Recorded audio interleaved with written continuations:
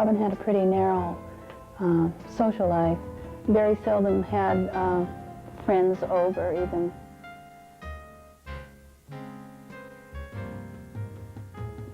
I had very little private time because Robin was with me all the time. Basically, where I went, Robin went, and vice versa. We were sort of each other's shadow. Robin's brother was able to make his own social contacts, of course, and that was really completely different from Robin. Of course, she didn't have the ability to make social contacts on her own.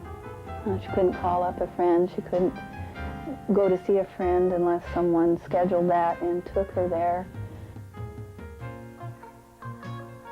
He would stay in his room the whole evening, if that's what it meant, because he didn't know really how to interact with anybody.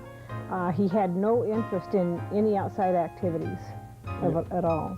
He would just do nothing, you know, sit and rock in a rocking chair, tap his hands and tap his head, and he played the piano now and then, but you know, he just really didn't do anything. He never got out, you know. We thought that we were going to have to be with him all the time, and him with us, and guide him around and lead him around, and we thought he was going to be with us forever.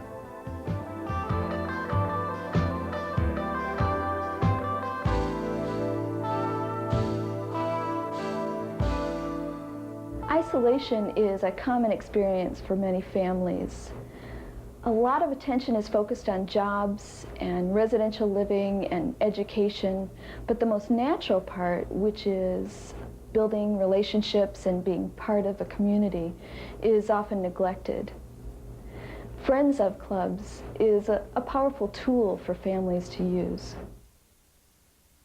To set up the first meeting, we called people first that were easy to talk to, particularly our neighbors, because it wouldn't be hard for us to talk to them about this because they already knew him. We didn't want to spend a lot of time explaining the whole thing, and so we didn't. We just invited them, and they came. Of course, we added the fact that there would be coffee and cookies and stuff like that. At first we were real hesitant because we thought, well, who would really volunteer to do some of these things with Dan? And his likes were so limited that we didn't know really how to approach it. It was amazing how people in turn showed up more than we ever expected. Ones that we hadn't even invited showed up. Well, I'm a neighbor, so I was delighted to be invited. And once they got here, Jim and I really didn't play an active role in that. We kind of sat back, and the facilitators took care of everything. I would really like to start by welcoming you all to Dan Leeper's Friends of Club meeting. And it's great that you all came and ate pie and are here to support Dan and his family. I really look at this as kind of a celebration and also to start his Friends of Club. Friends of Clubs are a grassroots sort of approach to building relationships and to looking at ways to increase people's social activities when they don't have them. And so the way this really sort of works, it's kind of like a way of sharing time with other people, and it's based on common interests. Dan and his family and I got together before this meeting, and we made a list of things that he's interested in and like to do. Dan's list goes like this. Dan, you're interested in swimming, you like the Doors and rock and roll, you like Creedence Clearwater Revival, you like eating, you like movies, you like playing the piano, you like singing anything musical, and I wrote in parentheses, anything musical except Neil Diamond and country western music. You like telling stories and talking, you like your exercise bike, and you like walking, and you like listening to the radio. Yes, I would like to learn more about the computer. I'm putting down more things on the computer. And it's just sort of a note to myself so we don't forget it throughout the meeting.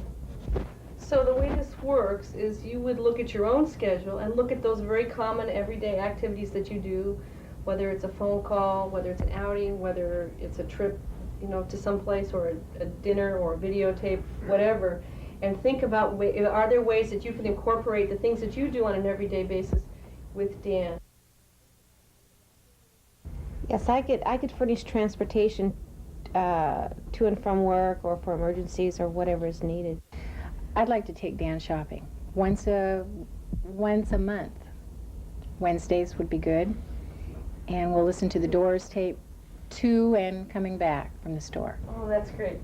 Yes, our family would be glad to take him on Friday, pick him up approximately 5 on Friday, keep him Saturday, and bring him back on Sunday.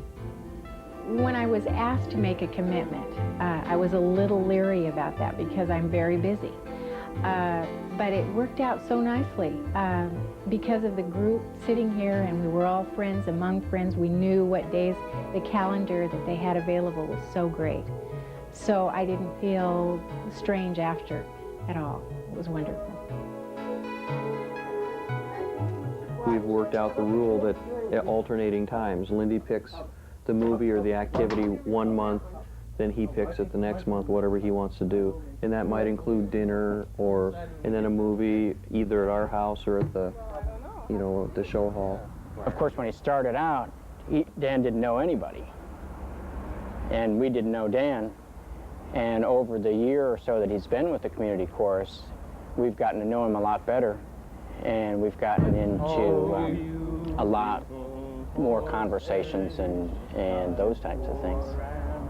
Dan was a lot more inside of himself before, and now it's helped him being involved with the community chorus. When the whole crew started singing Simon and Garfunkel's Bridge Over Troubled Water, I knew that one. I knew it, and then I sang it right off the bat. On the weekends, usually pick him up on Friday evening and just have him live our lives with us. He has been around our house long enough where we get up Saturday morning, we don't have to get him out of bed. He's down there, or we plug into the radio. I like being with Danny. We do a lot of walking. It also keeps up my exercise too. But as time went along, he totally changed. He wanted to do things. He makes those contacts by himself. He gets ready to go by himself, and he's ready to go. And he's learned that some of the behaviors that he used to have are not acceptable, and he wants to be like any other adult, and he wants that independence. I used to view myself as trainer in action, on duty. Get this blind guy to take care of himself and shape up and ship out and button his shoes and tie his tie. And after a while, I said, I'm not going to do this anymore. And so if he doesn't zip up the bag or whatever, then I zip up the bag, and we're much better friends, and I don't have to worry about him learning any kind of skills. We just have a good time together. That swimming thing is pretty good. I pick Dan up from work. Usually it's because Jim has a meeting to go to, or he's not feeling well, or just has something to do around the house, and he can't pick him up. I try to help out that way. Well, I live directly across the street on 46th Avenue. Several times Jim has called and said, can you watch to make sure he gets in? Or we're going to the beach and he's here. Will you just keep an eye out? That kind of thing. And we've always... I had heard about Friends of clubs. I thought that, yes, this would be a really good thing to do for Robin. And so I sent out invitations to a bunch of people, basically everyone who had ever shown any real interest in Robin, and invited them to a brunch at our local community center.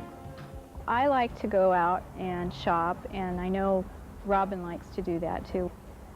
She and I were both sort of on diets, and now we're going to where they have salads, and we both kind of help each other out that way. It's real rewarding, and I really enjoy it. She's special. I just like her. And it's not because I was her teacher or because I know her mother or any of that. It's just because she's Robin, and we just have a friendship. One of the activities that we enjoy with Robin is taking her to the Portland Beavers baseball games. One of her favorite things to do is buy popcorn. She really likes to applaud. Robin's become more of a friend for me, and so it's been fun to go out and do things with her, and just adding, to the time I spent with her in Special Olympics has made it more enjoyable. I realized immediately that taking her to the beauty salon for her regular haircuts would be an activity that would be fun for me and a time we could spend together, and it would also relieve Ellen of that responsibility because she works full-time. Then one day a month, the first Sunday of the month always, is her day to come to the farm and spend the day with Granddad and I. In order to keep the group involved and to let them know when their time was to do the things that they had signed up to do, we developed a calendar that we mailed to each one of them, and it was a good reminder. That's one thing that we've had a chance to do too, is that even though it's a commitment, you know, every month we get the newsletter, you know, we get the thing, there's our name right on it, it's still flexible. We call up, and that's one way we've been able to hopefully help Dan a little bit in socialization, is to call him up, ask for Dan, ask him what his schedule is, and, you know, have him change it. We didn't feel awkward because they took over the whole meeting. And I think that's one of the keys, is to have those facilitators there, because then you don't feel like you're the one that's begging, so to speak.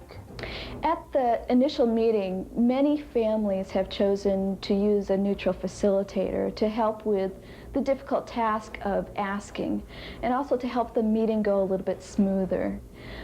These people don't need to be professionals. They can be a family member or a friend. It just brings out the best in myself. I don't personally realize that if I do those kinds of things, what a reward that's going to be for me. I've never had any children, and this really fills a void that I've experienced in my life. It's affected my family's life more than I expected, in the most delightful way.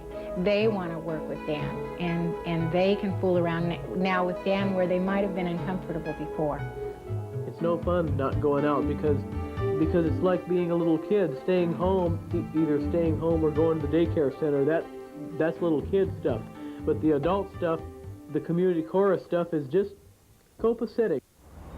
Well, I think it's helped all of us to have Dan in the choir, and getting involved. It's helped change a lot of the ways that we view people. He's really opened up a lot. He's just kind of come out of his shell, and I probably have too, because like I said, I didn't know what to expect at first. From what they say, it's been really good. Dan was a lot more inside of himself before, and now it's helped him being involved with the community chorus. And it's made a great change in our life, because we don't have to stay home anymore and wait to do things. He can do what he chooses. It's given me time alone and time to pursue social activities of my own that don't necessarily include Robin. And to see the progress she's made in the last few years is real heartwarming. Yeah, this has changed our life. So just in the little time that I've seen him, to see him develop and to grow and to learn new things. His independence that he's developing has become our independence. It hasn't been a burden at all. You just don't know until you do it the tremendous difference in a person's life it can make. And I say just do it. What do you got to lose?